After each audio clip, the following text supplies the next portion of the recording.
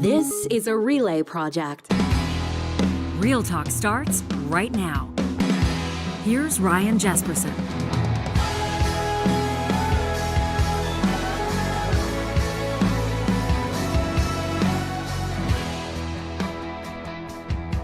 Big show here on Real Talk. It's a big day. A fan favorite is back into the regular rotation.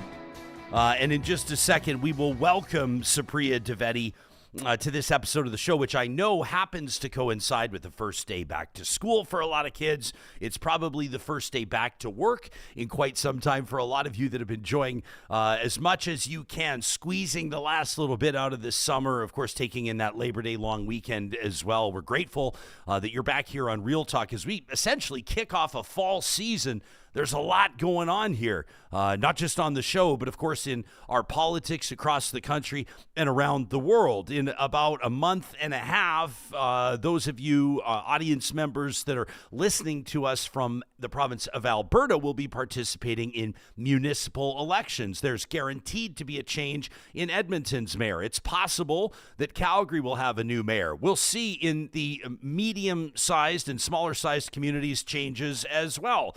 Canadian delegates continue to negotiate with our American neighbors on the renewal of that free trade agreement that right now feels like is but a memory, of course, as the landscape has greatly changed in that relationship with Canada and the United States. And that's just the tip of the iceberg. We're grateful that Supriya is going to be joining us the first episode of every single week, breaking down from her perspective, of course, the implications. In other words, what this news means to you, what this news means, these headlines mean, the outcomes of these stories mean to Canadians. These interviews are feature interviews, of course, presented as always by our friends at Mercedes-Benz Edmonton West. You know, Supriya Dwivedi has long been known across the country for her work in journalism.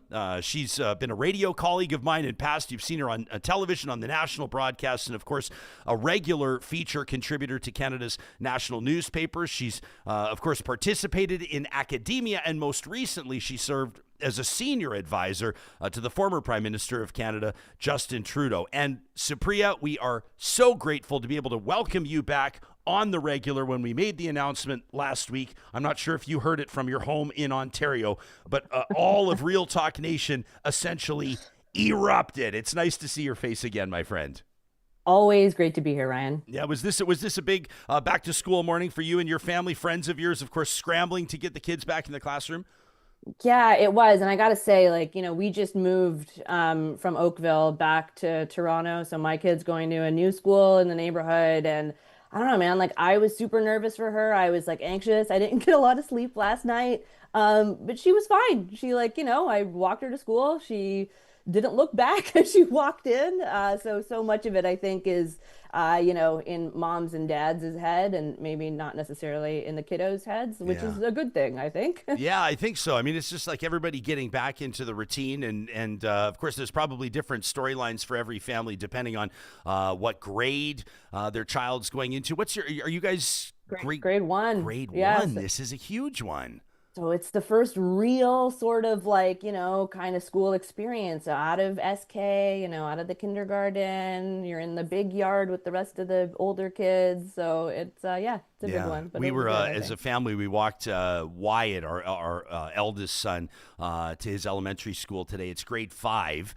That he's going into, and we have little Noah, who's 3 years old, and so he's taking it all in, squealing with delight at the school buses. He got a honk from one of the school bus drivers, which is big, and he's looking and he's seeing all the big kids. Kind of an interesting vibe in Alberta right now. I know that a lot of parents that were probably returning from Lake Country or returning from their cabin or wherever they were wondering if their kids were even going to be back in school. We have the reality of, I think it's fair to call it a looming teachers strike. It's not guaranteed, but this has sort of long been rumored to happen. Alberta's teachers voted a while ago, I guess 6-8 weeks ago, 94% in favor of strike action, which kind of put the government on the clock, or at least put negotiations on the clock. So it's kind of an interesting feeling right now. You could even hear the rumblings with the parents standing outside the school, kind of wondering how long this is going to go on before a strike happens. And it's possible that it might not happen at all. But I thought it was kind of interesting as people were grappling with that uncertainty through the Labor Day long weekend.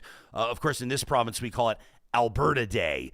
We've called it Alberta Day over the past few years, and I'm not sure. Part of me, you find yourself questioning. You're like, am I the conspiracy theorist? Like, am I the tinfoil hat guy? Because on one hand, when something, when the premier announces that we're going to rename the Labor Day weekend to Alberta Day, you go, well, yeah, we want to celebrate Alberta. We love Alberta. It's our home province, Alberta, and you'd hate to come across, Supriya, as anything less than a patriot in questioning the name change. But part of me, when it went down a couple of years ago, I thought, is this like intended to be a bit of a slight to unions? Is this intended to be a bit of a slight to so-called labor supporters? And so it feels like it's just been kind of hanging over all of us over the past few days. I mean, it's also a little bit weird, right? Because it'd be one thing if it was just like a generic kind of civic holiday that's just like, for example, in Ontario, you've got a family day every now and again, right? And it's just like a day that you get. And sure, you can rename that, but Labor Day is Labor Day, like all over North America. So like to name it something else, I think is a little interesting. But I guess to each their own. I wanted to ask you about what was going on with some of the book ban stuff, because that news has made its way over on this side of the country. And, there are folks here that are watching with great interest, even some celebrity authors that are watching with great interest. Yeah. How about Margaret Atwood chiming in on this? Of course, I'm assuming who you're referencing. This is like the government of Alberta, Danielle Smith, Dimitrios Nicolaitis, the education minister, have insisted, including on this show, and we covered this sort of at length through the summer, including a pretty memorable episode with the education minister and the past president of the Library Association of Alberta. They went toe-to-toe for about a half an hour. The minister says this isn't a book ban. They say that this is basically just the government stepping in out of necessity to ensure that, sexually graphic material isn't in front of young kids. And the language and the phrasing and the posturing on this has all been very supercharged because if you pick and choose, if you sort of cherry pick some of the details or some of the facts, in other words, you pick maybe one page out of a 300-page graphic novel, and then maybe you misrepresent or at least imply that material's been in front of an audience that almost everybody would agree is too young, then you have consensus. Kindergarten kids shouldn't be, reading about, molestation and sexual abuse and all of the other stuff. But then, of course, you've got educators and librarians saying, listen, like age-appropriate reading material is part of the rite of passage. It's part of the coming of age. Literary agents have been a huge part of everybody's maturation over the years and sort of insisting that the librarians are in particular, that the government has veered far outside its lane. It's gotten particularly interesting in Alberta's capital city. I'll reference Nicholas Frew's reporting here with CBC News as Alberta's Premier Danielle Smith has basically decried Edmonton Public Schools banned book list. So the Edmonton Public School Board has basically gone with the letter of the law on this. I think in cheeky fashion, Supriya, they've pulled more than 200 titles out of Edmonton public school libraries. This a response, obviously, to the provincial government's directive to identify books that the government says are not age appropriate and get them off the library shelves.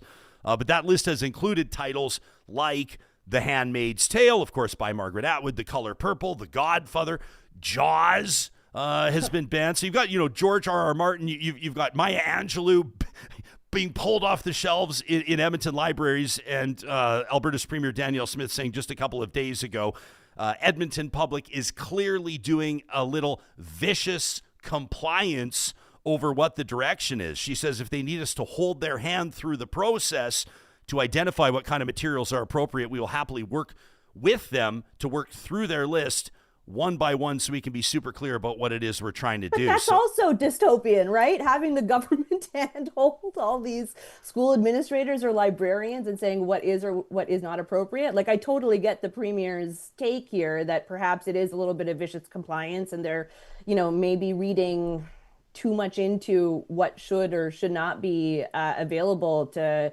kids at a certain age. But I mean, they kind of opened the door with this sort of stuff by introducing it to begin with. And, I certainly get the point that kids should not be reading about, at a very young age, things like molestation or abuse, but you also need to teach kids at a very young age that their body is theirs. And, if an adult asks you to keep secrets from your family, that's not a good thing, for example, right? And to how to speak to a trusted adult if you're uncomfortable, or how to say no to certain things. Like, there are age appropriate materials that you can be introducing at a young age to help protect kids, right? And I just think it's really fascinating from this side of the country to watch this whole conversation go down, because a lot of, right-leaning people, because of their libertarian leanings, are also up in arms about this, ban, if you want to call it that. Yeah, although, I mean, and I think that everybody, at least working with half a brain, acknowledges that this really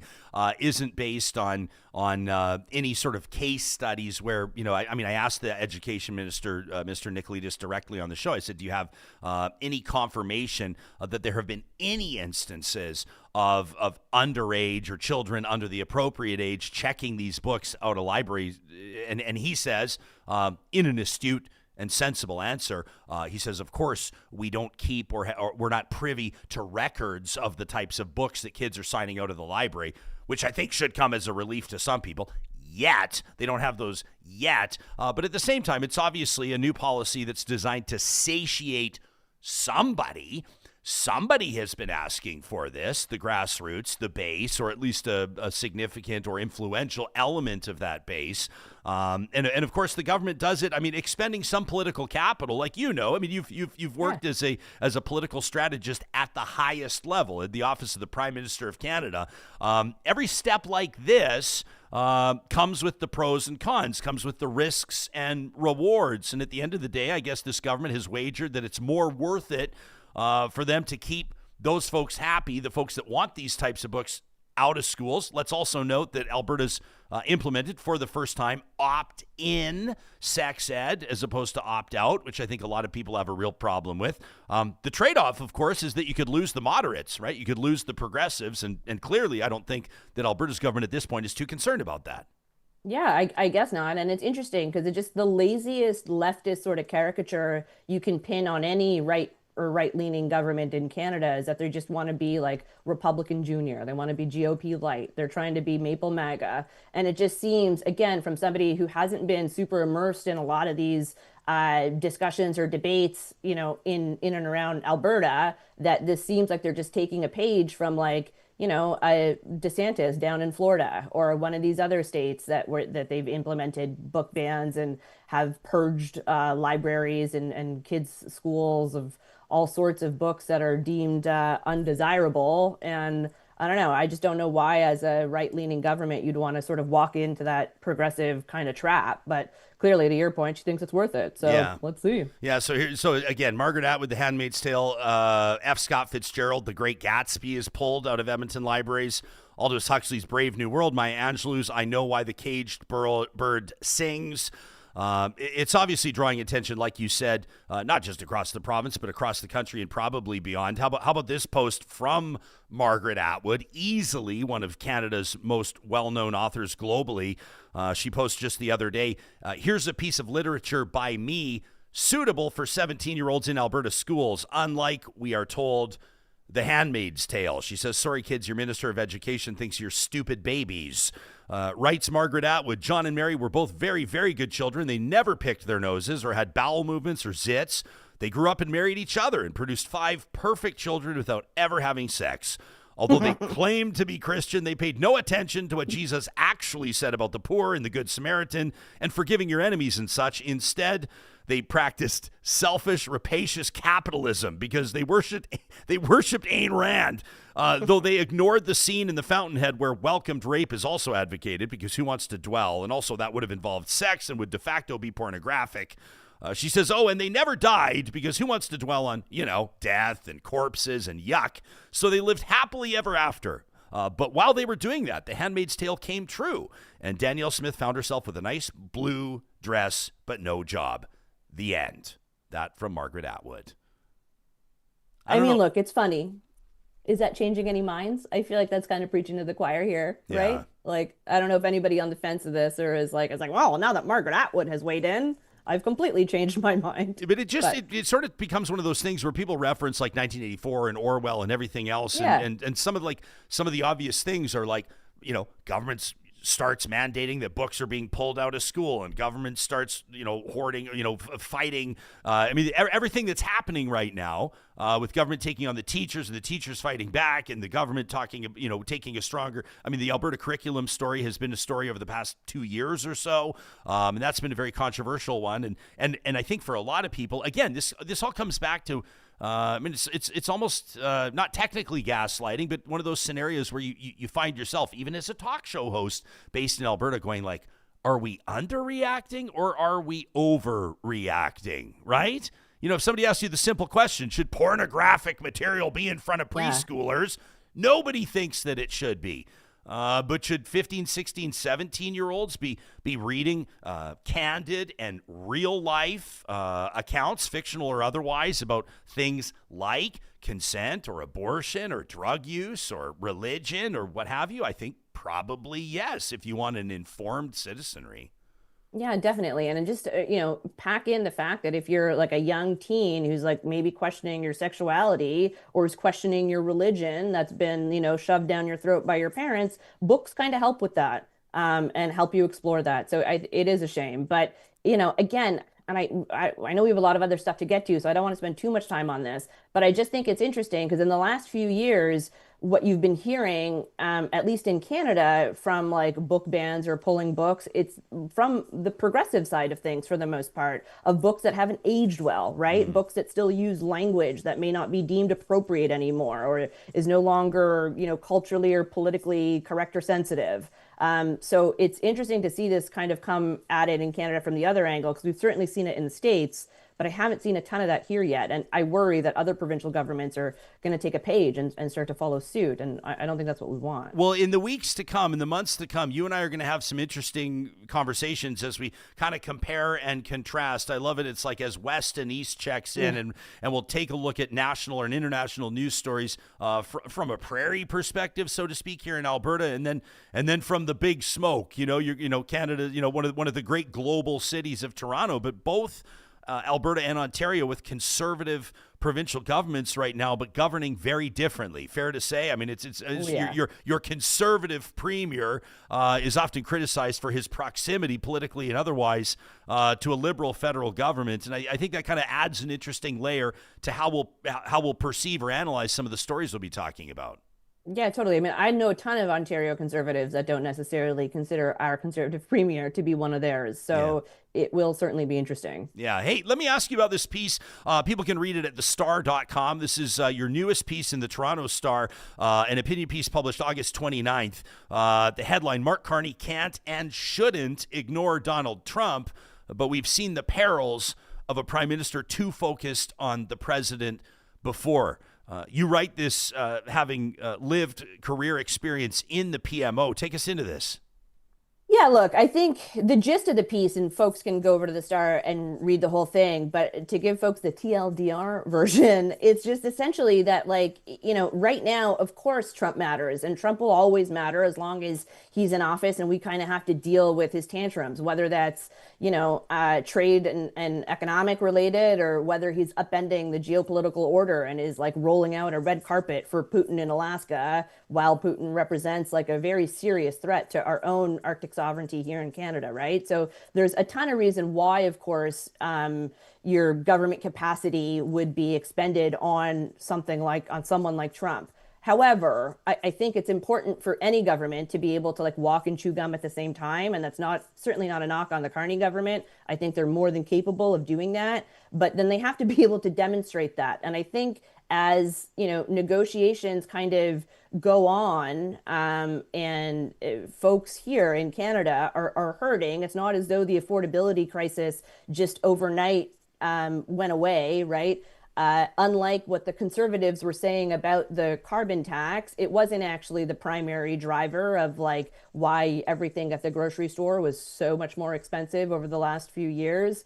And people are going to start to care about that. And you're already starting to see a little bit of a shift. Abacus came out with polling last week, which suggested that Donald Trump is starting to fade. Of course, Nanos polling has a bit of the opposite polling. So, you can pick your poison in terms of which pollster to follow. But I think it's just common sense that as folks are starting to feel the pinch domestically, and if we're not getting a deal with Trump and we're still subject to kind of, the irrational and unpredictable kind of rantings of somebody who doesn't really care about partnerships or allies or trade agreements, then people are going to get sick of it and they're going to want real solutions here at home.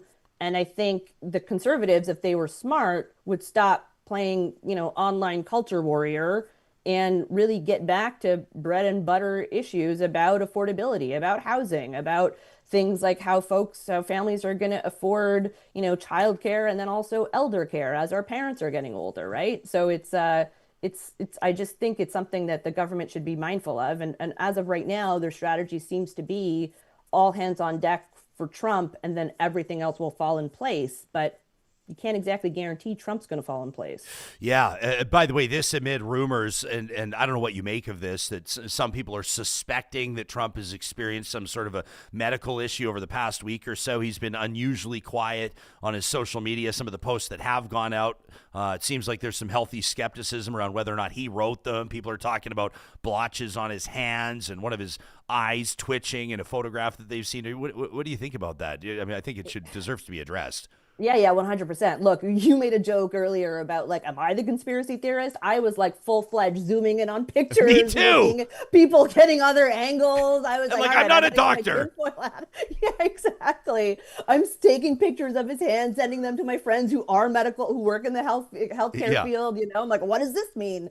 So I think it's definitely questionable. And to your point about his uncharacteristically, silent or weird posts that he's put out, which doesn't sound like he's the one dictating or writing them. I think that's raises a few eyebrows. And then consider that a bunch of the folks in his inner circle, like his kids and stuff, haven't tweeted or posted in the last few days. And that also raises suspicion, but he is apparently going to give an announcement today at 2 p.m.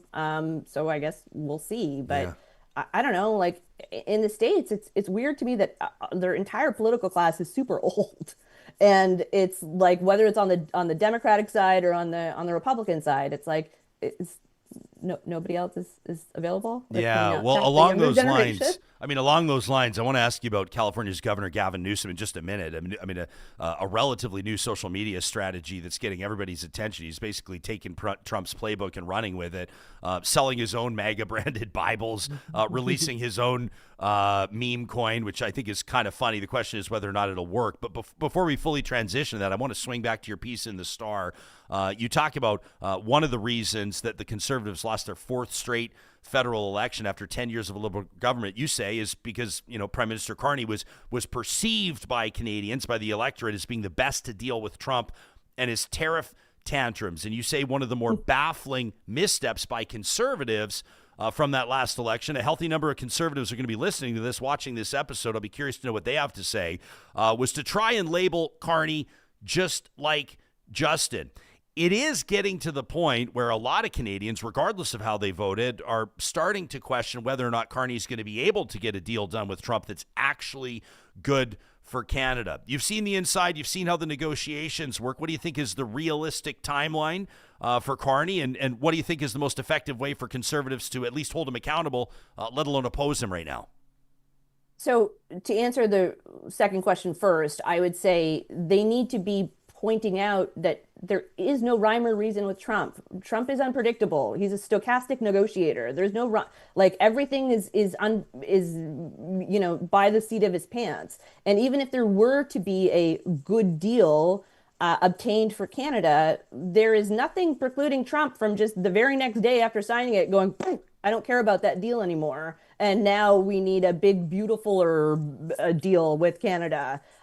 So his word means nothing, and any deal that gets inked isn't worth the paper it's printed on, because we're in this position, even though he's the one who was there renegotiating NAFTA the first time around, right? So it's really, again, baffling to me. And I think what the Conservatives need to be doing and what they should have done on the campaign trail was pointing out that Trump is exactly that. He is unpredictable. He's going to do what he's going to do. You need somebody who's going to fix the domestic issues at home and who will also be able to stand up to Trump. The problem that the Conservatives find themselves in is that their voter base is the most sympathetic to Trump out of any other voter pool there is currently. And that's where they have to sort of walk this line. But I think if they focus on, things like affordability, things like crime, things that are, unemployment here, is particularly youth unemployment.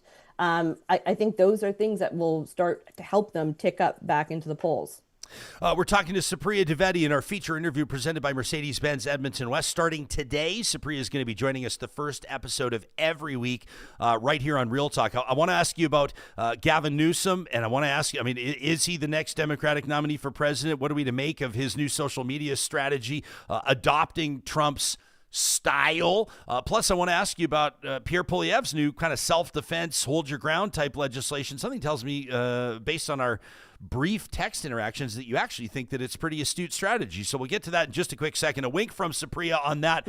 Before we talk Newsom, before we continue on with the interview, I want to put this on everybody's radar. If you are an alum of the University of Alberta, or if you know someone that graduated from the University of Alberta that's making big strides in their career, the University of Alberta Alumni Awards are celebrating the bold thinkers, passionate leaders, and purpose-driven grads who are making a lasting difference in their communities, their professions, and beyond. These are some of the university's highest honors, spotlighting alumni who go beyond success to create true impact. Behind every award is a story of persistence, innovation, and transformation. You can get inspired in person by joining the celebration on Thursday, October 23rd at the Horowitz Theater.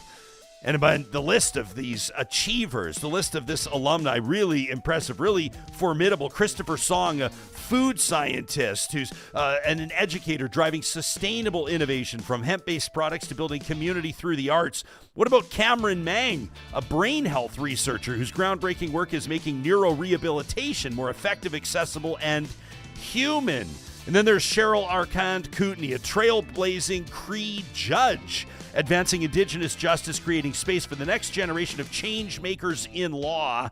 You can nominate your U of A alum, that remarkable individual, today by visiting uab.ca/nominate. That's uab.ca/nominate.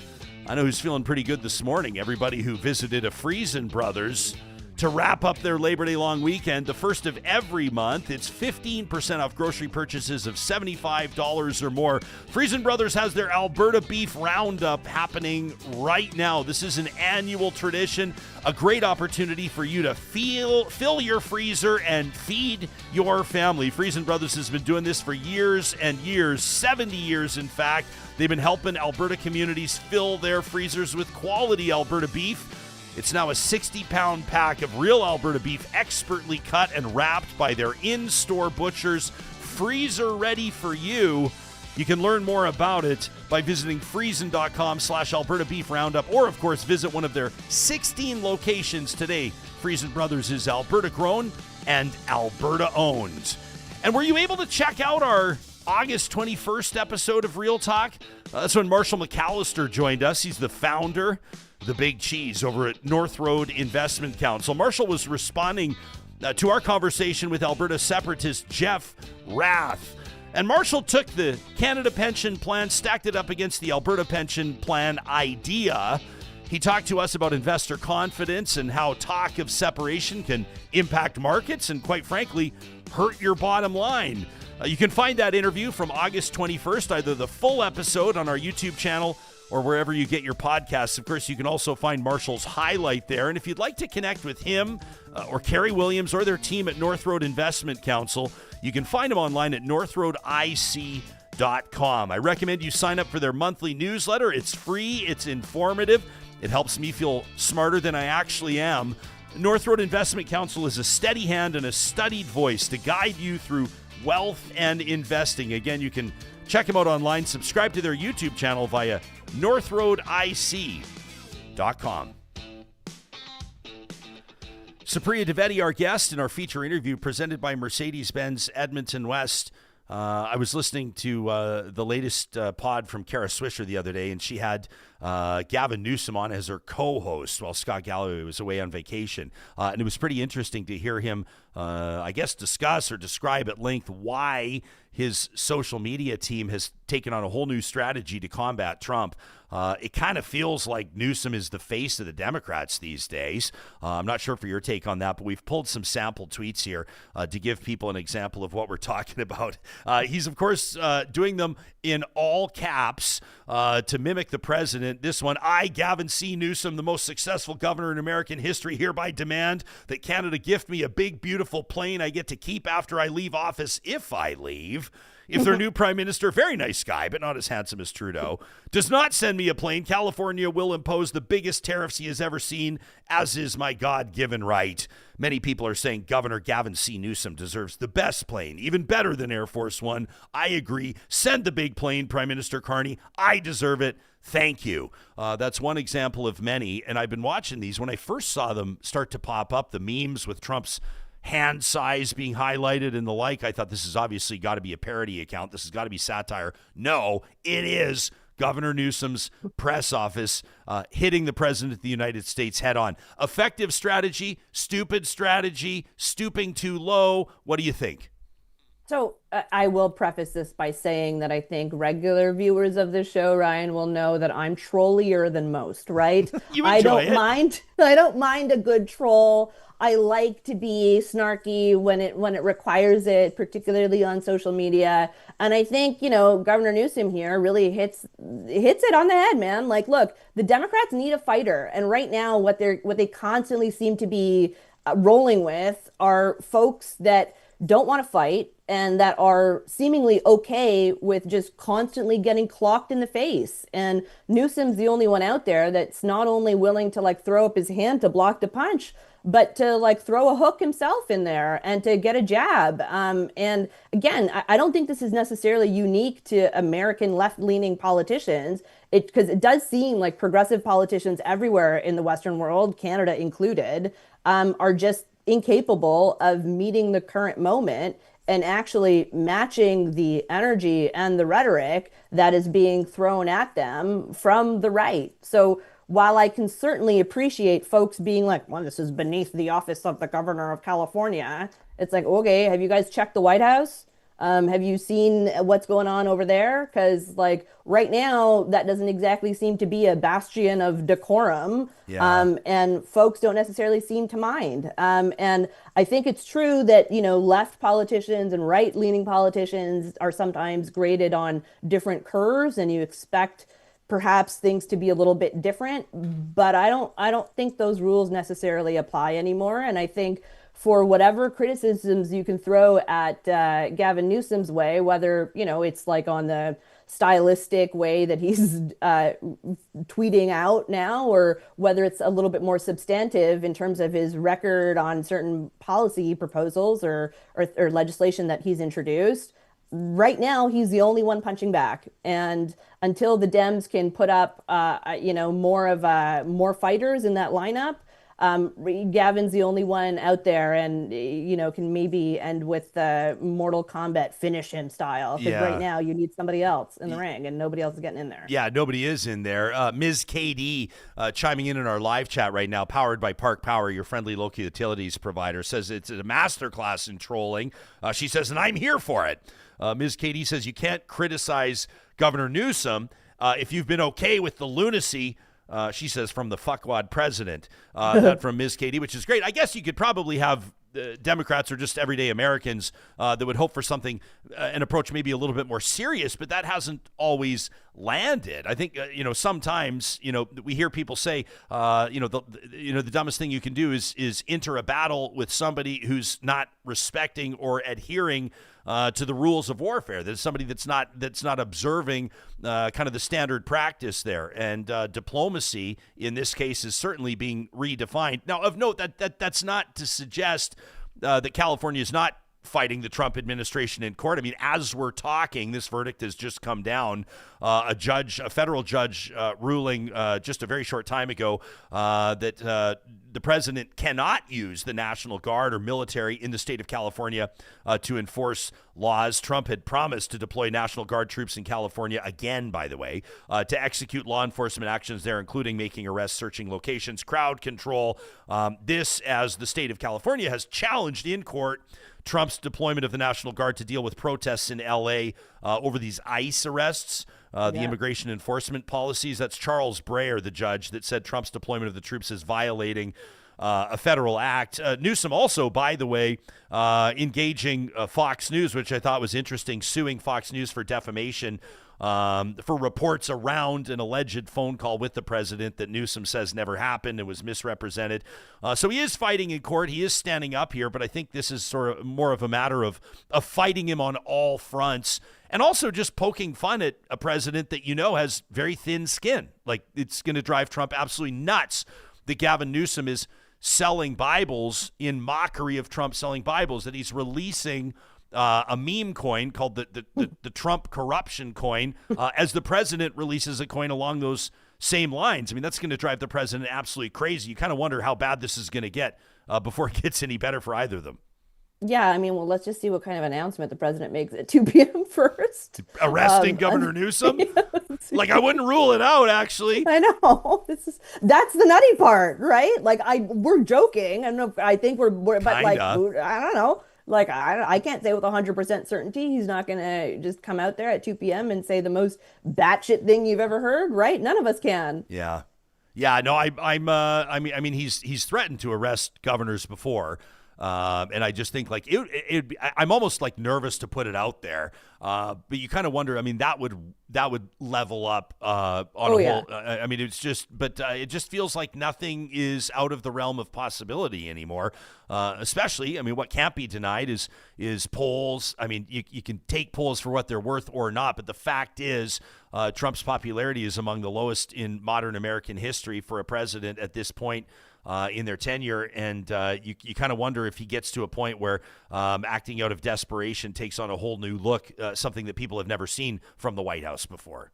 Yeah, maybe. But again, I think all of that's true. But the only thing I think that the president has going for him currently is that the information ecosystem is tilted towards his side. He's got all the major, tech bros aligning to, tinker with their platforms. He's got Bezos, who's bought the Washington Post, right, and owns it, and is like now hollowed out a lot of the critics or a lot of the journalists that would have been critical of Trump. And so we're just, I agree with you that for a certain amount of folks, it would at least be a line in the sand or what have you. But if you control information, it's harder to do that. Yeah. Let me ask you this. So bring this back to the Canadian side, the northern side of the border. Pierre Poilievre winning in a landslide, 80+% of the vote in Battle River Crowfoot, this by-election that went down a couple of weeks ago. So now officially, again, the leader of the opposition, and he's calling, Pierre Poilievre, is for more legal protection from Canadians that are defending their homes from intruders. For people that said that Pierre Poilievre wouldn't do anything for the riding that elected him, for the riding that installed him back into the House of Commons, I would suggest that this is something that rural Canadians probably across the country have been looking for. I can't tell you how many messages we've received, whether it's in our live chat, whether it's emails, even comments on our YouTube episodes from people living in rural areas that say, listen, crime is getting out of control in these rural areas. A lot of this, Supriya, by the way, is in the context of discussion around Alberta saying goodbye to the RCMP and potentially introducing a provincial police service, similar to what Ontario has, by the way. But we hear from rural listeners, viewers all the time that say that they see or hear of B&Es on the regular, that they've lost their own quads and snowmobiles and farm equipment, that their properties are being compromised, that their families are living in fear, that when they do call 911, this is not a shot at the police. They're understaffed. Obviously, they're under-resourced, but, people are telling us anecdotally that in some circumstances, cops are arriving in 2, 3, 4 hours after they've called them. So Pierre Poilievre is calling it his stand on guard principle. Nice little nod to the lyrics of O Canada. Basically says that homeowners don't have time to think about 9 different conditions to determine reasonable force when facing an intruder. Your thoughts?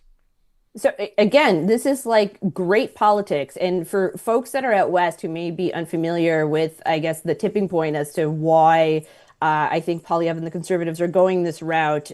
Here in Ontario, there was a very highly publicized case in the last couple of weeks where somebody broke into the home armed with a crossbow. The owner of the home fended off the intruder invader. And was also charged by the police for assault. And this has, for very good reason, raised a lot of eyebrows with regular folks of being like, well, why is the guy who was defending his home being charged as well? And I think that's what Poilievre and the Conservatives are very, smartly and rightfully sort of touching on. And there are a number of cases. This is not an isolated case. There are a number of cases that you can go back and you can find, questionable situations like this. There's a ton of crime that has been happening in the greater Toronto area, whether we're talking about auto theft or home invasions. So all of this makes perfect sense. But it starts to make a little bit less sense when you realize that the reason why we have those, 9 conditions and the introduction of words like proportionality when defending your home is because of Bill C-26, which was received royal assent back in 2012, and it came into force in March of 2013, and it replaced those existing criminal code provisions. Can you tell me who was in government in 2013, Ryan? Because it wasn't the Liberals. It was a Conservative majority government. It was a Calgarian Prime Minister. Yeah. So we have these conditions because of a Conservative government. And again, if you want to change that because, what was good in 2012 and 2013 does no longer make sense in 2025, then fine. And, we should encourage politicians to change their mind and to, when new facts come to light, they're willing to admit that they were wrong. But then that's what they should do. The Conservatives should admit that they got it wrong and that they want to, make this right. Because again, I don't think it's a losing argument to say that if somebody enters your home illegally in the middle of the night, armed, that you have to then, consider what is or isn't reasonable as you've got adrenaline pumping, as you're maybe trying to protect your family, your kids that are perhaps sleeping. And again, I have to be very honest, but my husband passed away 2 years ago. So I went from sleeping in a house with a 185-pound man next to me with just being alone with my 6-year-old daughter in Toronto. So I think it's a very good political argument. I question, the policy around it, because then you also have to ask why there's so many situations, particularly here in Ontario, where seemingly folks that should not be out on bail are out on bail, or why folks, are released and then, recommit a crime. These are questions that we, of course, have to answer and get to. But a lot of that falls to the provinces. And again, I think it's a very losing argument for any politician to be, arguing about jurisdictional responsibility. Yeah. And so I think the Conservatives have a leg up here. 100%. And I think if you take a look at, this most recent federal election was kind of turned upside down in the sense that it became an election, the ballot box question, so to speak, was who would you rather have negotiating with Donald Trump? But what it kind of did, I think, is it not to say that these aren't real issues. They're very real issues. For I would even say almost a majority of Canadians, but issues like affordability or the housing crunch or people's perception of their own safety, regardless of where they live, these are very real issues that probably weren't debated in fulsome fashion enough through the course of that campaign. And it may be a different conversation. I mean, you're talking about, you and your young daughter in the heart of Toronto, and people out west will see these stories in Toronto and the province of Ontario, for that matter, sort of trying to get a handle on their issue around handguns. And then you hear, folks and not to say there's not rural Canadians everywhere, but, there has been some high profile and tragic cases in Saskatchewan, I can think of, in Alberta as well, more along rural lines, not to suggest there's not urban crime in Alberta. But the fact of the matter is across the board, there are these common themes. And so I think that Poilievre hits the nail on the head with this. They say under current Canadian law, Canadians are not guilty of an offense if they believe on reasonable grounds that force or threat of force is being used against them or on another person. That, I think, to me, is just a matter of getting a good enough lawyer that can establish that for you. But your act of defense must also be for the purpose of defending or protecting yourself, must be reasonable in the circumstances. Again, that just requires a good lawyer. But the courts, we talk about these 9 factors in determining whether the act of defense is reasonable. And here we're essentially talking about like beating someone with a baseball bat or shooting someone, right? That's essentially what we're talking about. Crossbow, classic example. The nature of the threat, the physical capabilities of the parties to the incident. What, are we supposed to evaluate that in the middle of the night when you hear somebody downstairs? I don't know. Somebody breaks into my house with a crossbow and my kid's sleeping. I'm taking whatever blunt force object I have to beat that person senseless. Like, I'm sorry. Like, there's no, And then they say the history of the parties to the incident, and I guess if there's any history between the people, and whether or not any party used or threatened weapons. Says Poilievre, quote, Canadians defending their homes don't have time to think about 9 conditions, and it's wrong for the law to apply a complicated, indecipherable legal doctrine when you are only doing what's right. Justice Minister Sean Fraser, by the way, Liberal Minister, by the way, responding, says Canadians already have the right to defend themselves under a law that former Prime Minister Harper brought in with Poilievre's support, as you outlined in your comments. Yeah, but doesn't all this make it even dumber why it wasn't a bigger deal on the campaign trail? And why the Conservatives didn't try to pivot? Like, why were they talking about the carbon tax the first 2 weeks of the election when it had already been, done with? And crime was a super big issue within the GTA, other parts of Canada, as you've just highlighted. I don't know. It just seems like they got what they kind of deserved by trying to run an election campaign that was very clearly based on a pre-Trump, pre-Mark Carney election strategy. And they got what they deserved. I know we've got you for a couple of more minutes. This a horrific story in an Ottawa grocery store. A Jewish woman in her 70s stabbed in broad daylight, and I think that and other situations have prompted a prominent Liberal MP, Anthony Housefather, and 31 of his colleagues to sign a statement calling for action on rising anti-Semitism in Canada. We can pick this up in the weeks to come, but just out of the gates, your thoughts on this? Look, I think anti-Semitism has definitely risen in the last 2 years. I think it's palpable. I think that there are way too many people in this country that are okay with finding or blaming Jewish Canadians here for the actions of the Israeli government. Now, the government absolutely needs to step up and do something. We had something on the books with online harms that would have made amendments to the criminal code that would have essentially, with this case, because this guy was making all sorts of unhinged anti-Semitic ramblings and rantings on his own social media pages, which would have allowed the cops to act quicker. Now, that bill was going to get split up anyway, and then it ended up dying on the order paper when the election was called.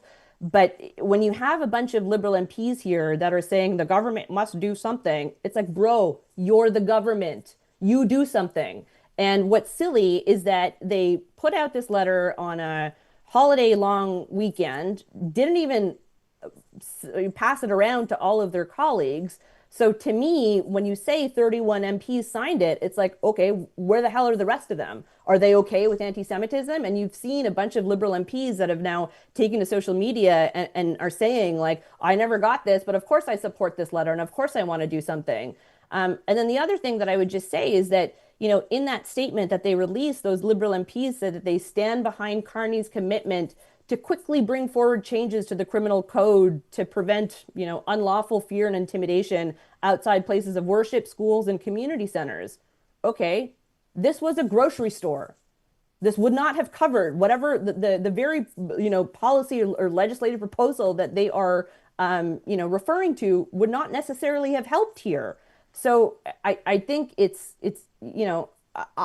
obviously that the Liberal MPs are very passionate about this, and I'm not, criticizing them for putting something forward, but the way they went about it makes them look incompetent. It makes their colleagues look like jackasses because they didn't give them a chance to sign it. Yeah. And they're referencing a solution that wouldn't have helped.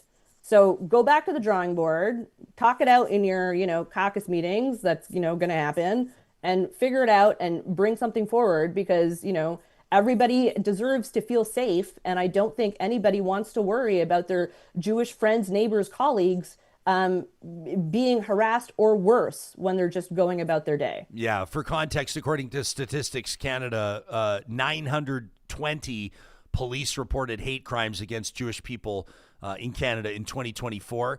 That exceeds the number of hate crimes targeting other religious groups and represents a significant jump from 2 years previous, 527. So it's just shy of doubled over the past 2 years. Already looking forward to our next conversation, which will be next Monday, the first episode of every week. Supriya Dwivedi appearing here live on Real Talk, courtesy of our friends at Mercedes-Benz Edmonton West. We'll talk to you soon. Looking forward to it, Ryan. All right, my friend.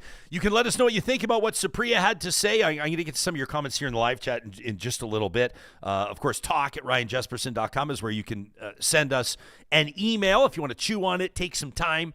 Put your thoughts into an email, maybe a submission for the flamethrower. The final episode of every week, typically on Fridays, presented by the DQs of Northwest Edmonton and Sherwood Park. We've got a real banger for the flamethrower this week coming up, Johnny. A comment from somebody who's taking issue on our vacation time through the summer, and it's going to headline the flamethrower. Oh, okay. I'm very much looking forward to it. I read it while I was on vacation, and I thought this is just a perfect submission for the flamethrower. Or, of course, you can always leave a comment on our YouTube episodes, on our Spotify episodes as well. I want to get into the live chat. We'll get to more of your comments on Gavin Newsom, on the Alberta book ban. Some of you are saying this is a clickbait title, Jespo. It's not a book ban. And, of course, what Supriya was just talking about there, Anthony Housefather, kind of a bit of a weird move, doesn't it seem? Releasing it on a long weekend, you haven't given all your colleagues an opportunity to sign it. What are they supposed to say to their constituents? Yeah, a bit of an interesting scenario there. These conversations happen on Real Talk with the support of incredible partners, and that includes our friends at Athabasca University. That's Canada's open university. A shout out to those of you Real Talkers that are kicking off a fresh year at AU. Maybe you're starting this week, maybe in one of their hundreds of different programs or courses, including that AU MBA that everybody's talking about. But here's the deal.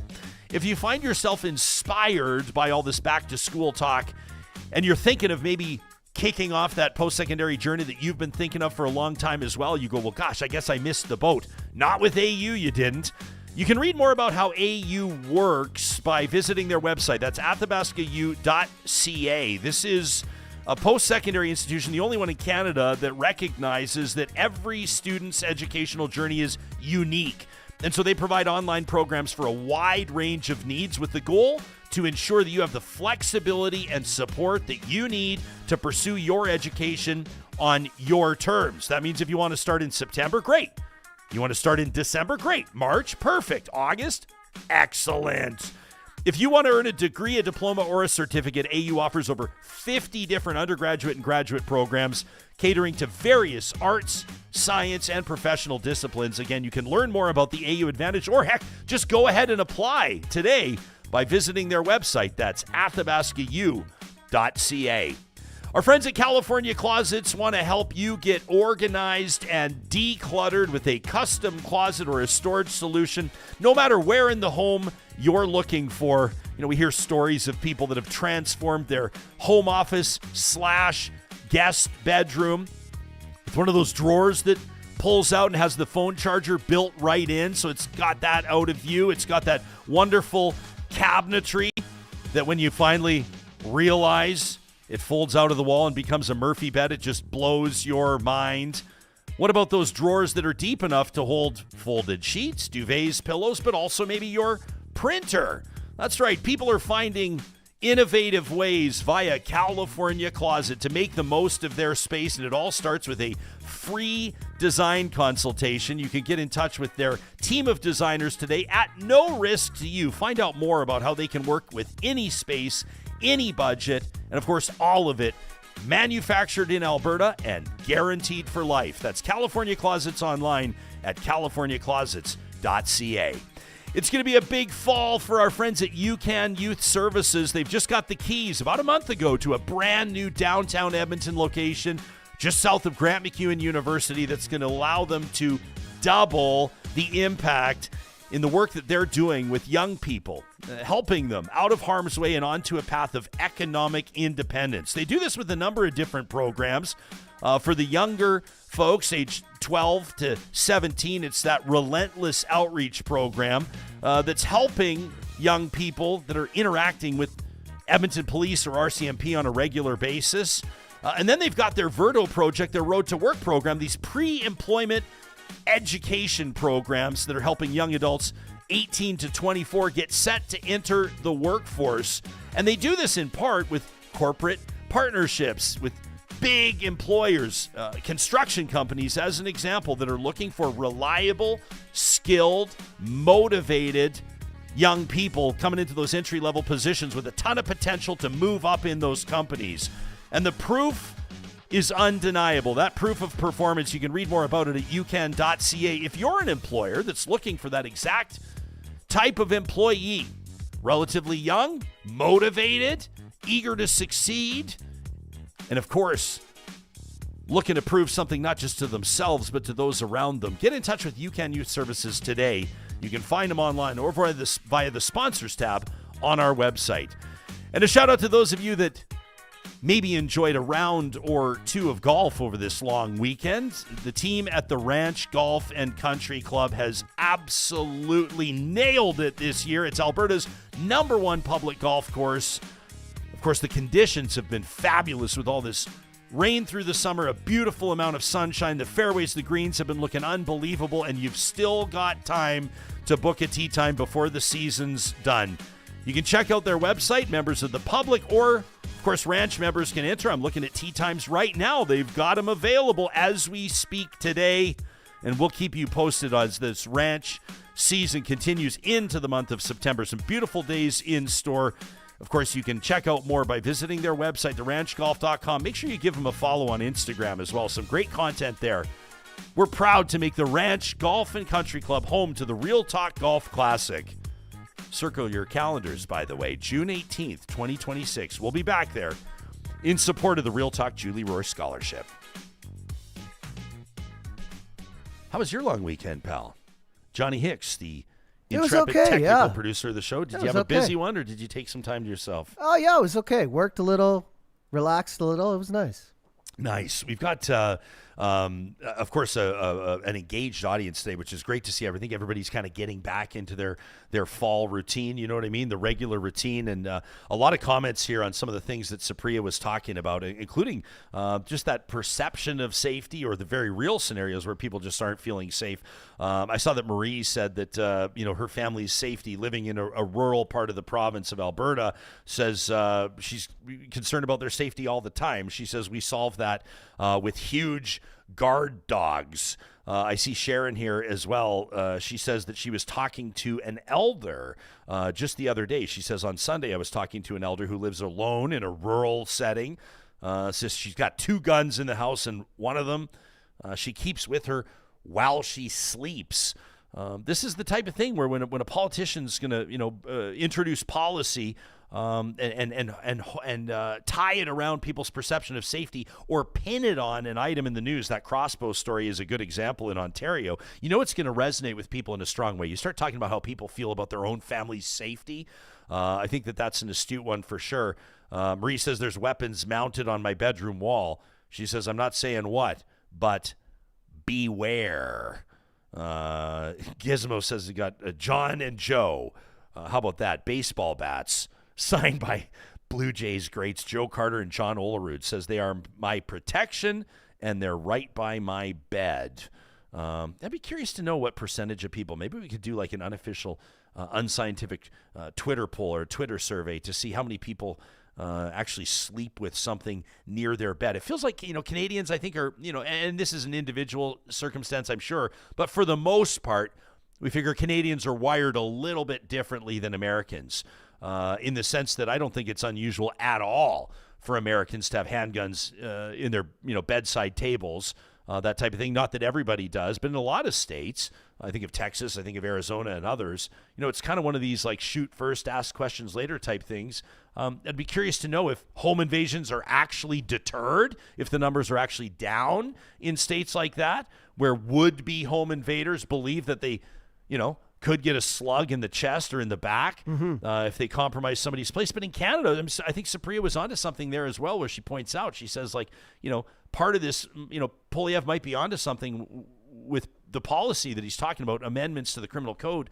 But at the same time, I don't think that the average Canadian really has faith that even once somebody is arrested, let alone charged and convicted, that they're going to do the time that the crime deserves. I don't think that the average Canadian, at least I speak for myself, feels that our justice system is protecting the victims, so to speak, or the average Canadians. I think a lot of people sort of feel like it's those that are actually wishing harm upon others or perpetrating the crimes that are being protected most by kind of a lax judicial system. So I think it's actually a smart move on behalf of Poilievre. But like we said, we see here from Sean Fraser as well, says, well, this was Stephen Harper. I don't know that the average Canadian cares who put something in 12 or 13 or 14 years ago. I think that they mostly care about who's going to do something about the way that we're feeling right now. Sure. You know what I'm saying? Yeah. Have you ever been a guy to sleep with a baseball bat under your bed? No, not since I've been living in Alberta. I think again, people will probably argue with me, but Edmonton very safe for the most part city, especially in the outskirts. If you're outside the ring loop, in the suburbs, never really had a fear of someone breaking into the home. Yeah. And if they do, the fear of them being armed, especially with a handgun or a rifle or whatever, is probably low as well, right? But I realize times have changed and people are getting a little more scared that there's an uptick in crime and stuff like that.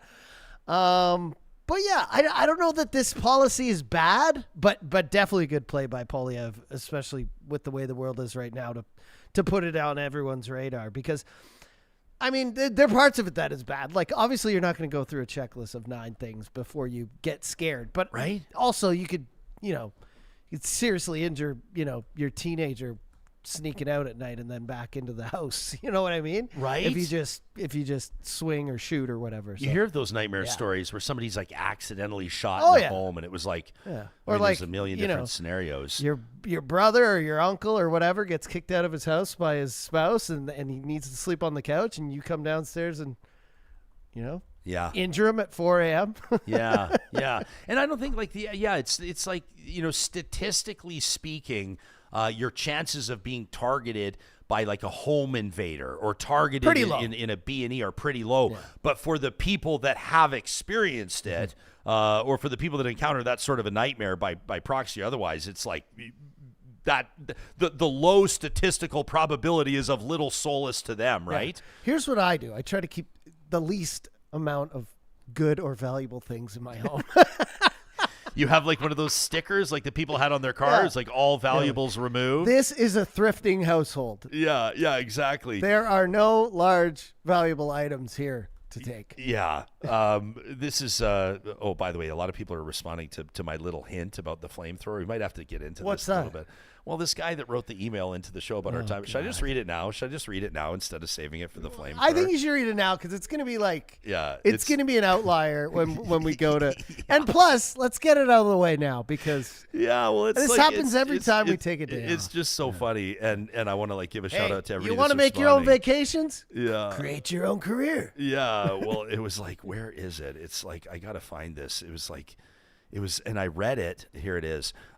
So the worst part about it was that, like, why am I checking my email on days off? I'll tell you why. Because when you're an entrepreneur that works for yourself, the work never stops. So we're hanging out on Labor Day long weekend, And I'm walking. I was actually walking through Jasper. I had just popped in. I'll be sharing some photos on tomorrow, actually, as a matter of fact, on my Jasper memories. I finally was able to check out that new bistro called Otto's Cash, and they've got these like killer sandwiches and everything. And I get this Montreal smoked meat sandwich, and I'm waiting for my buddy to get his, and so I check my phone, mistake number one. Check my email, mistake number two. And I get this email from Jeff Jones, and the subject line says days off. And I just went, oh, shit, because I just knew it was going to put me in a bad mood. Well, here's the thing. Before you continue. Yeah.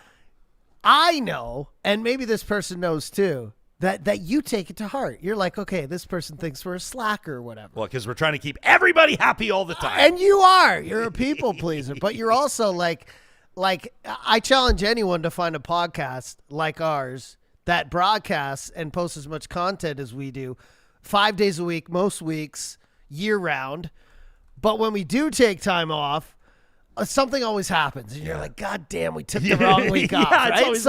So when we have a weekend like this where, like, you know, little thing, the premier slips in while we're on long, I'm like, he's gonna worry. It's gonna drive me crazy. It's gonna drive you insane. And then everyone was like, everyone was talking about like, did Donald Trump have a stroke? And I'm like, if Donald Trump has a stroke when we have our days off, this is gonna really suck. We're gonna have to go live from Sorrento, you treat it like BC. a news show, which is it's commendable, but it's also like we do need time off right now, especially this long weekend. It's kind of like a rest and relaxation before the fiscal year, and it feels like that for students and teachers and parents, totally, and a lot of people in the event space where we are who have busy summers hosting and DJing and setting up events, and then September is like, okay, let's get back into it, right? It's like everyone's back to work, everyone's back to school. So I didn't want this, and I don't want this to turn into like justifying days off, because number one, we don't have to, and number two, everybody takes days. Well, because I'm not going to justify what I do in my personal life to anybody. Wave the days off flag over here. But we do it by taking days off. And if anybody doesn't like it, then that's fine with me. But I'm not going to sit here and justify why I'm going to go spend time with my family. That's ridiculous. But anyway, so Jeff Jones emails in days off, and his email just simply says, when do you work? The province is in crisis because of UCP policies. You run a current affairs show and you take so many holidays. Is that fair to your viewers, listeners, and advertisers? Signed, Jeff Jones, a one-time regular viewer. And like, so I'm sitting there as I'm walking onto like Connaught, like the main drag in Jasper, with this beautiful new sandwich and a latte, and I'm just like, steam is just like coming out of my ears. And my buddy's like comes out and he's like, what's up? I'm like, nothing. And we get in the vehicle and we start driving, and he's like, what's going on? And I'm like, nothing. And he's like, what happened? And I'm like, I checked my work email. And I was like, let me read you this email. And I read it to him, and he just starts laughing. He thinks it's like the funniest thing of all time. You know what I just thought? I just thought it sounds to me like Jeff needs a vacation. It sounds to me like he needs a vacation. So it's kind of funny in our live chat. But Sharon says, yeah, because Jespo and Johnny don't deserve any time off. How about Super Chat Ken buying us a beer? Says, you guys have real nerve to relax with your families when I need your fantastic show to get through my day. The absolute nerve. That from Super Chat Ken. Dubious says, being mad at indie creators for taking time off is hilarious. Legacy media died, and the new wave works when they like. We work a lot. We're just waiting for when the 3-day week becomes acceptable, and then we'll cut down to that. Yeah, exactly. Well, Blah Sheep says, I think you guys should have shows on weekends as well. No days off, no vacation.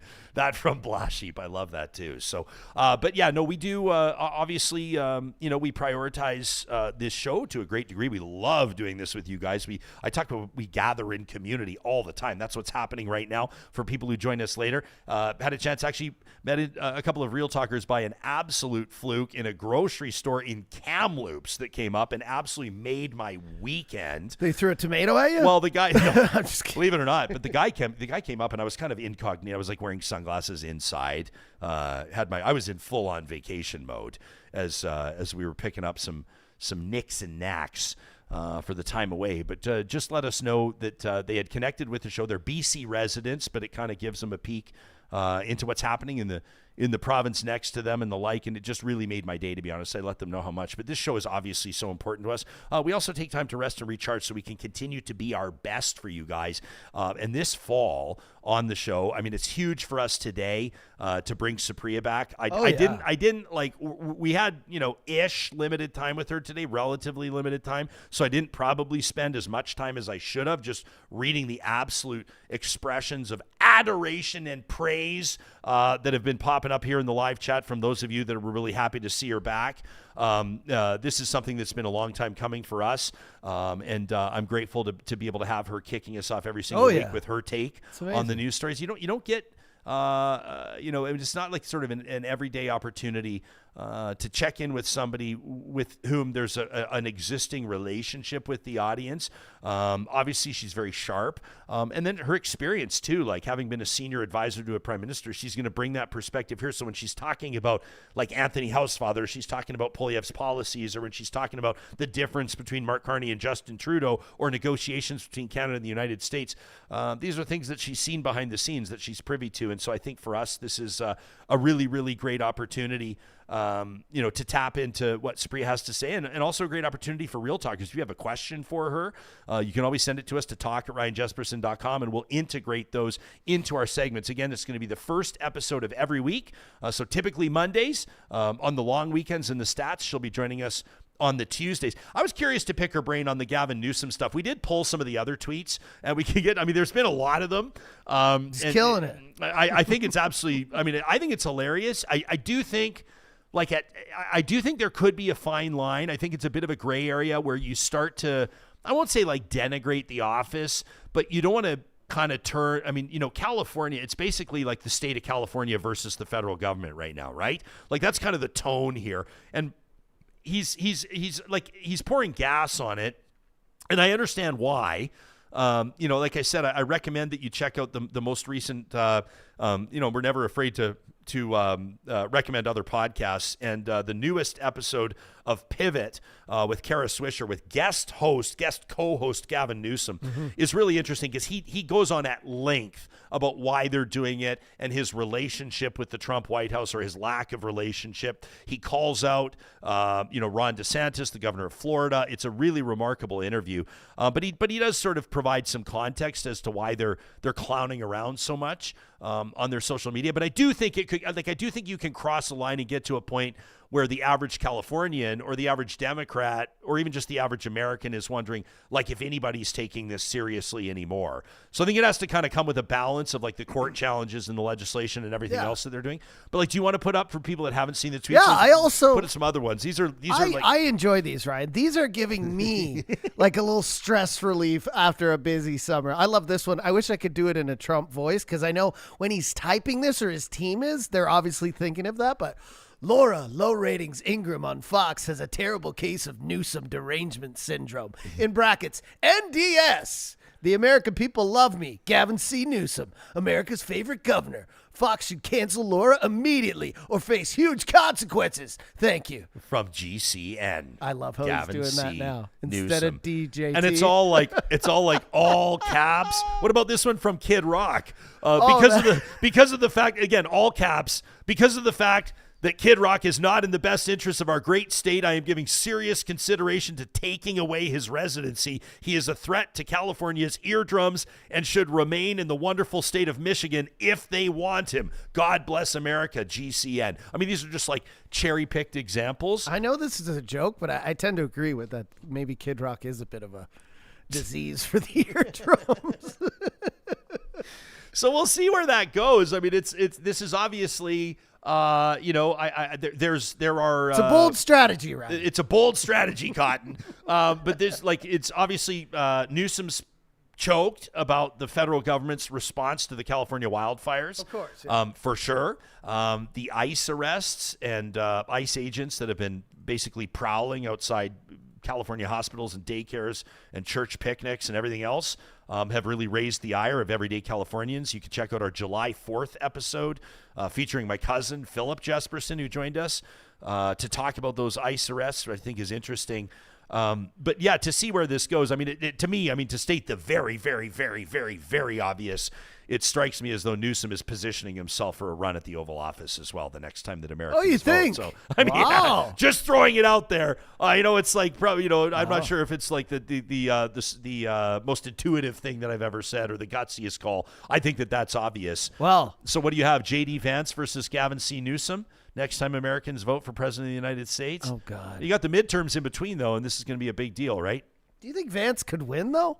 Well, I don't know. I don't think his base is. I mean, Well, yeah, I mean, I hate to keep putting this out there. I but think even the Trumpsters see him as kind of the little whipping boy. So who's going to be next? Yeah. I mean, assuming that Trump doesn't try to Jimmy rig this whole thing so he can run again, which is not out of the realm of possibilities. Well, then who's it going to be? Don Jr.? That's I think a family member would be the easiest way for him to kind of stay in power and be able to still, say the crazy thing. Well, you can bet whether he's president or not, he'll continue to say the things he says. But Yeah.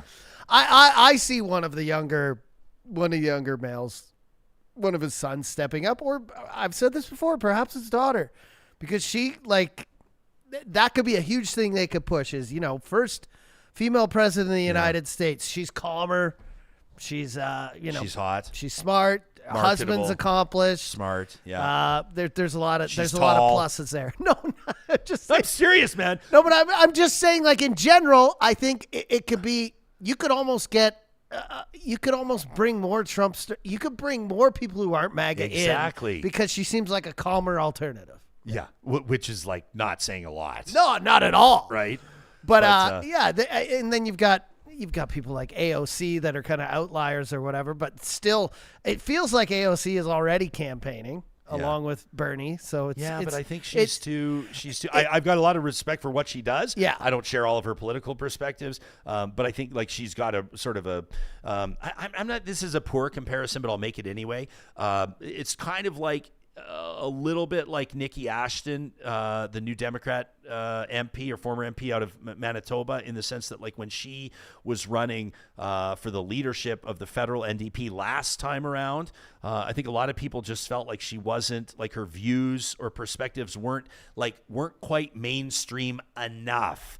In other words, the concern would be that she would pull the NDs too far to the left, Sure. And that they would lose that sort of share of the pie, which they lost anyway, the next federal election. But I would say like AOC, like she's dynamic. She's obviously she's a formidable communicator. She's kind of like the people's politician in the United States, has a lot of respect. But her and Bernie Sanders, both of them are examples of people where I just think like if you're a Democrat, but you're like an entrepreneur or you're somebody that's like involved, heavily in like markets or investing, things like that. I just don't think that people that would fit that description or fit on that place in the spectrum, the political spectrum, would trust AOC or Bernie Sanders to best represent their business interests. You know what I mean? Yeah, but I think this happens all the time. People's perceptions change, and they can change fast, especially in a race for president of a certain candidate. But also, I think the Dems are just testing the waters. Like, would you like a little? If I was referring to AOC and Bernie, AOC's like coffee and Bernie's like a little bit of cream in there. He kind of calms it down. He chills it. Let's make your AOC not as hot, not as fiery. And they just kind of they're testing the waters. Would you like this? And it kind of didn't. We're seeing that, it probably wouldn't go that way. And now we've got another 2.5, 3 years till they can find someone. But the Dems, I will just say this, they're in need of a candidate. Like if today we're talking about Gavin Newsom, like what the fuck? Sorry to swear, but what the fuck are you doing? Like if Gavin Newsom is the person we're talking about today, what's wrong with that though? I'm just saying there's no one in their party who has been coming up who is ready. I think he's what I mean? He might be the guy. Yeah. We'll see. But yeah, you're absolutely right, and you want to see that. Like it's the same with sports teams, right? Or many other things. I'm just most comfortable making the sports metaphors. You want to see the growth for every the championship young players. team. You got to be drafting well. You got to be developing talent, right? Not a lot of developing talent for the Dems. Yeah, I think that's fair to say, and you could probably say the same thing about Republicans. Republicans as well. It's not as the Trump's sort of in the spirit of like sharing the praise or elevating other voices within the party, right? Well, it's his party. It's kind of like Tom Brady for the Dems, at least. They see like, hey, nobody needs to be quarterback for like 12 more years. Yeah, fair. A lot of people chiming in on the idea around safety and protecting yourselves and this this new sort of policy that Pierre Poilievre has discussed, amendments to the criminal code, and this sort of stand on guard principle. If you want to Google it yourself, stand on guard is what you want to be looking for. Whiterium says sleeping with a weapon near you is some giant paranoid shit. You people need therapy. That from Whiterium, who obviously feels safe while sleeping. Wise Kyle says, all these people saying, hey, I have weapons in my bed. Are you aware you're facing 7 years in prison? Says it's really fun to say it willy-nilly in a YouTube live chat. Cherie says, good Lord, we don't even lock our doors in the summer. Especially, she says, we do have a large dog, though, which is, I guess all of this, though, you'd almost want to ask our real talkers that are chiming in here on the live chat powered by Park Power, kind of the context of like where you live as well. I think it's 100%. Relevant too, right? Like we live in Southside, which I feel like, I'll just say Summerside, which I feel like is pretty safe, but we have a door lock that's fingerprint, right? And so I know that anyone coming into the home is either me, my partner, or someone we've given fingerprint recognition to. Right? Oh, you can do that? You can add fingerprint recognition? Oh, dude, I love the world where I don't Can it capture fingerprints if someone's trying to get in? No, it'll just deny you. That would be unbelievable. Beep, beep, and then I'll hear someone's trying to get in, they're being denied. But imagine if it could identify who was trying to get in. Ooh, that'd be wild. But anyways, so that's when you were talking about this, that's what scared me, because I was like, well, if someone gets in, they're likely someone I've given the fingerprint to, right? But again, it could just be someone who jimmied open the door, right? So I believe people should be safe and find out who they're shooting or hitting or throwing or baseball batting before they do it. But I also agree that if you're scared, like Supriya was talking about, a single mom with a kid who used to sleep with a large male every night is now, in Toronto especially, a place with a lot of gang violence, a lot of break-ins. You don't really have time to go through a 9-point checklist. Well, there's no way. And I think more it's like, the idea of, I do think like shoot first, ask questions later is absolutely like ridiculous, generally speaking.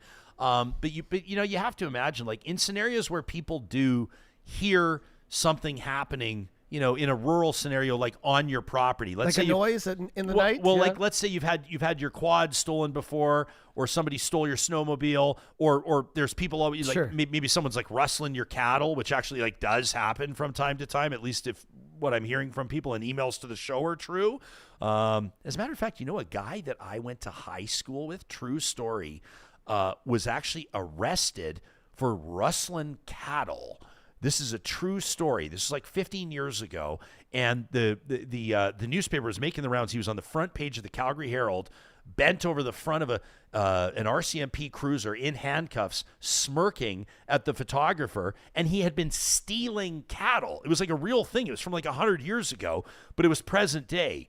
So these things do happen. If you're in your home, regardless of where you live, rural or urban, especially if you've got family members in the house, but even if it's just you, and you hear like a window smash or you hear somebody downstairs, whatever it may be, you're not going to like be thinking about any 9-point checklist. A lot of people also are not going to be thinking of violence first. I think it's just like it depends on how you're wired. In our circumstance, in a situation like that, the alarms would be going off, the dogs would be going crazy, and then I guess you kind of go from there. You call 911. We're in an urban downtown type situation. Typically, cops are responding in 1 to 2 minutes. For people living in rural areas, they don't have that luxury. So it's a different situation. Like, for Whiterium, for example, to say that's some paranoid shit to be sleeping with a weapon by your bed. Well, you don't know that person's lived experience. If somebody was, sorry to be crude or crass or insensitive, but if somebody was like sexually assaulted while they were sleeping in their room by an intruder that broke into their home, that's not paranoid. That's trauma, right? So, people's situations differ. JJ in our chat says, my dad made me made me a bludgeoning bat. When I first moved out on my own, I had to keep it in my coat closet because that, these ones like baseball bats with like nails sticking out on the end. So it had nails sticking out everywhere. So I had to keep it in my coat closet. It looked medieval. I never had to use it. Said dads for daughters. Hey, says JJ. Absolutely wild. But again, you find yourself in a situation like that, you better get a good lawyer, because I don't know that I can't say that generally speaking, but let me rephrase. There are a lot of Canadians that would be highly skeptical that our judicial system would protect them in a nightmare scenario where you had to take physical action against somebody to protect your own family. The good news is that you would have the court of public opinion in most circumstances on your side. Gizmo says, I live in New Brunswick. Thanks for tuning in from New Brunswick, Giz. Says, dogs don't shit where they sleep. My neighborhood is safe, but I like to be prepared. M. Materi says, it's not about fear. I have a fire extinguisher and a CO2 protector. I don't fear fire or LELs. 80s Fanify says, there's no violent crime as far as I can tell in my semi-rural area. There's more car break-ins than anything. Dawn says most farms are at least an hour away from any police response. They are on their own, which is true. We hear that all the time from people. Yeah, I don't know. I just think that, it depends on your lived experience. It depends on where you're living. It depends on past experience with the police even, right? Yeah. If you called the police with an active B&E on your property, and again, whether it's their fault or not, it took them 3 hours to get there. What are you going to think next time you go to dial 911? You're going to feel like you're on your own, right? For sure, yeah. I like M. Aiken's comment about rustling here. I just lost it. Man, it was one sentence. Oh, where did it go? She had cattle rustled from her. Look at us talking like a couple of cowboys here. Alberta Rancher says the last emergency we had at the ranch, RCs, took 45 minutes to get here. A lot can happen in 45 minutes, and that's absolutely true. That's true. Vamp Fashion says, don't break little laws. Keep a pristine record. Then, when you have to defend yourself, it seems so out of character. Rustling is real in this province. That's what I like. Is that what M. Aiken said? I just feel like if you live on a farm or you live rural, you're going to hear bumps in the night regardless. I mean, you're going to hear critters. You're going to hear all sorts of things. So I think it's hard to... Again, I don't know because I don't live in a rural place, but yeah. it would be pretty. You'd be pretty exhausted if you had to get up for every little sound in the night. I would guess, right? Yeah, and then I think of the story of Colton Boushie. Like this was a story that I think captivated and infuriated a nation and divided Canadians. I think it's safe to say. Colton Boushie, a 22-year-old Indigenous man of the Cree Red Pheasant First Nation. You remember this? He was fatally shot on a rural Saskatchewan farm by Gerald Stanley, who owned that property. Stanley ultimately standing trial for second-degree murder and a lesser charge of manslaughter, but he was ultimately acquitted back in February of 2018. But this was a tough story. Like, Boushie was a resident of a nearby First Nation. After getting a flat tire, he and 4 friends drove to this farmhouse. It was near Bigger, Saskatchewan. They'd been drinking. They had tried to break into a truck at another farm. And while Stanley and his son were outside, one of the men in this group tried to steal an ATV on the property. They tried to take off when Stanley's son ran to their vehicle with a hammer and tried to smash the windshield, or did smash the windshield. And as the SUV with Colton Boushie inside attempted to take off, they hit one of the Stanley family's vehicles. And that's when Stanley went inside to his home, returning with a TT-30 handgun, firing 2 shots into the air, Boushie moving to the front seat of the car. And then that's when Stanley approached the SUV. The gun discharged, and Boushie was shot in the neck just below the ear, dying instantly. It is a very controversial story. The RCMP investigation was very controversial. The trial, the verdict, very controversial in Canada. I can also remember the story of Webo Ludwig. You remember him? Growing up in Alberta, you would know that name. Webo Ludwig was an opponent of oil and gas development in his neck of the woods, and had been known to bomb or attempt to bomb pipeline infrastructure and other oil and gas infrastructure. And there were young people on his property. This was, I want to make sure I get the details correctly. But it was like a young girl. She was like a 16-year-old girl here. I'm referencing reporting in Maclean's magazine. This was originally published July 5th of 1999. So this was, like long time ago, right? 25 years ago. But these were young people that were kind of clowning around, right? And Carmen Willis was one of 8 teenagers in 2 pickup trucks. Like, who hasn't done stupid things with their friends as teenagers, right? But they arrived obviously completely unaware of Wiebo Ludwig's reputation and some of his, I can't say activism, his extremism. He had been known and had drawn attention to himself with inflammatory statements to the media. He'd gone on the record about the oil and gas industry. He had blamed sour gas emissions from 10 different well sites for a wide range of health issues that his family had experienced, including 3 miscarriages and a stillborn child. And he had defended the use of violence to combat the industry. He said, this is war, and in a war, sometimes there are casualties. So Carmen Willis, one of 8 teenagers in 2 pickup trucks who arrived at Ludwig's Triple Creek farm around 4 a.m. This obviously, I think, probably provides some context around their state of mind and how they were partying and having a good time and maybe not using their brains completely. But they had been spending the night at a bush party. Of course, all of this wound up with tragic results as Carmen was shot and killed. A 16-year-old dead, a 19-year-old man wounded after that shooting.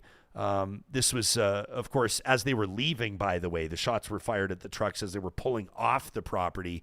But a bullet went through the arm of one of the teens that was shot at the back of the pickup trucks, hit 16-year-old Carmen Willis in the chest. The 19-year-old recovered from his injuries after being transported to a Grand Prairie hospital. So there are these situations where, like, people enter properties, rural properties, and the property owners perceive a threat to either their family safety and security or to their belongings. And they take matters into their own hands because they're either, frustrated with police, or they don't believe that police can get there in time, or perhaps they have a contentious, like Mr. Ludwig, a contentious relationship with police. Mm-hmm. So the last thing they're going to do is call the police. And they probably want to send a message. But especially, I mean, in the circumstances that have fatal outcomes, obviously tragic circumstances, and you kind of wonder where Canadians are at right now. If public perception of public safety is as low as it's reported, and we talk about this a million different contexts, like why don't more people take public transit? Why don't more people want to move downtown? Why don't more people want to, take their businesses downtown? What are one of the common themes, or what are one of the storylines that are commonly cited? It's perception of safety, public safety, right? So you got to wonder, Les is sharing the story in 2018, says Eddie Maurice, a rural Alberta man charged with aggravated assault and other offenses after a trespasser, Ryan Watson, was shot. In the United States, in some circumstances, it's like if you step foot on somebody else's property, you're risking getting shot. And the culture down there is one of, that they describe that so-called gun culture, where it's not unusual at all. I would think if I was like reading natural gas meters or reading water meters or a letter carrier or anything along those lines, I'm not saying they're shooting at letter carriers all the time, but you couldn't pay me enough to be walking onto strange properties in some of those more, how do I want to describe them generously? Areas where there's more. Be nice. These are my relatives. Well, and actually, and there's actually not, it's just a different way of thinking. It's just a different mindset. I'm not saying it's right or wrong. I wouldn't particularly feel comfortable living anywhere in the United States. That tragedy in Minnesota and Minneapolis the other day, where kids were shot basically during a church service. I mean, like the whole idea around guns just as a pervasive reality in society. We don't feel that way so much in Canada. We have more guns per capita in Canada than they do in the United States, but the large, they're mostly hunting rifles. They're mostly people that are actually using those guns for rural or hunting applications. Whereas in the United States, it's totally different. So I don't know. I think that Poilievre could be onto something here. And I do think that that's a story that resonates with Canadians that have either experienced crime themselves or that have heard the stories that have been reported in the news. Scarlett says the concern she has, she says, people are deciding, though, that they're like the judge and jury, right? When is a quad or a stolen piece of equipment worth more than a person's life? Dubious says, I call horseshit on farmers fearing for their safety when they wake up to somebody trying to steal their ATV from a garage. I don't know. I mean, maybe you're just sick and tired of all your shit getting stolen. That could be it too, right? Says rural defense is a whole different thing compared to in cities. Somebody in your barn is not somebody in your living room. I don't know, man. There's something about people on your property that's just causes you to feel violated, and you're not going to go out there to interview them to find out what their intentions are, Alberta Girl says there's no respect in Alberta for neighbors or outspoken opinions, and that's why I am anonymous for fear of retribution. Says it's very real in rural Alberta with no protections. Gilles says you don't need automatic weapons for hunting. Yeah, that's a whole different can of worms that I don't think that we're going to open up here. Not at 10 a.m. We can't. I don't want to open that up in here. I don't want to get started talking about AR-15s and assault rifles and everything else. But you can, in an email to the show, to talk@ryanjesperson.com or leave a comment on the YouTube episode. We always want to hear what you have to say, Real Talkers, and we say that from the bottom of our hearts. We're really looking forward to a big fall here on the show. We've got some exciting announcements to make over the next couple of weeks. Right now, though, it's one of our traditions, the first episode of every week, courtesy of our friends at Solar by Kuby, to take a step, in this case, actually this week, not far out of the news cycle, but to apply a perspective that qualifies as a positive reflection. One that restores our faith in humanity. This is your chance to share the good news stories, the positive perspectives, all presented by our good friends at Kuby. And this one here from Linda, who took time to write in over the weekend to talk@ryanjesperson.com. Linda says, Jespo and Johnny, happy Labor Day. I've been thinking a lot about what this day means, especially here in Alberta. Says it's easy for people to just see Labor Day as a bonus long weekend, but the truth is it's about workers who stood together to win the rights that we take for granted today, says Linda. Weekends, fair pay, salary, dignity on the job. None of it was handed out. People had to fight for it. And that's why this year's Labor Day feels different. Linda says, with the possibility of a teacher's strike looming in Alberta, Labor Day hits me harder. Teachers are out there asking for what should be basic: fair wages, smaller classrooms, respect for the work they do. If they have to hit the picket lines, remember, they're not just standing up for themselves. They're standing up for students, parents, and really for the future of Alberta. And I think that deserves every bit of support we can get them.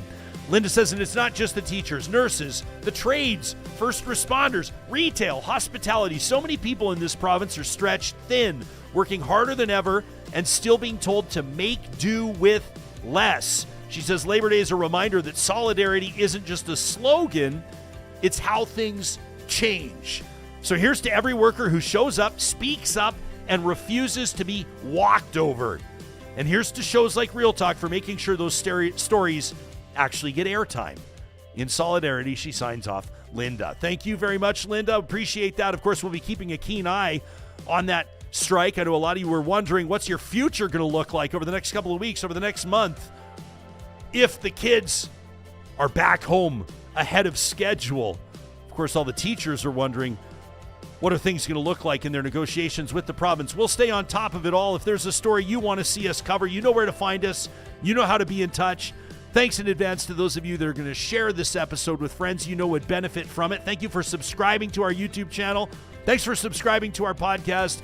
And thank you for supporting our sponsors. We've got a great week in store. We're looking forward to seeing you right back here Wednesday, the 3rd of September, either live at 8:30 Mountain, 10:30 Eastern, or later on demand. We'll talk to you then.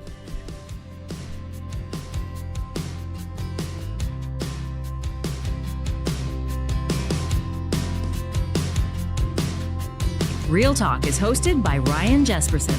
Executive producer Josh Dunford. Technical producer John Hicks. General manager Katie Cook-Chivers. Account coordinator Lawrence Derlego. Human resources Lena Shepard. Website design Mike Johnston. Voiceover by me, Carrie Skelton. Real Talk's editorial board is Supriya Dwivedi, Ahmed Ali, Brandy Morin, Ann Castleman, Corey Hogan, Harmon Candola, Catherine O'Neill, and Chris Henderson. Member Emerita, Julie Rohr. Real Talk is recorded in Edmonton, Alberta on Treaty 6 territory, the traditional and ancestral territory of the Cree, Dene, Blackfoot, Saulteaux, and Nakota Sioux, home to the Métis settlements and the Métis Nation of Alberta. Real Talk is a relay project. For more, check out ryanjesperson.com.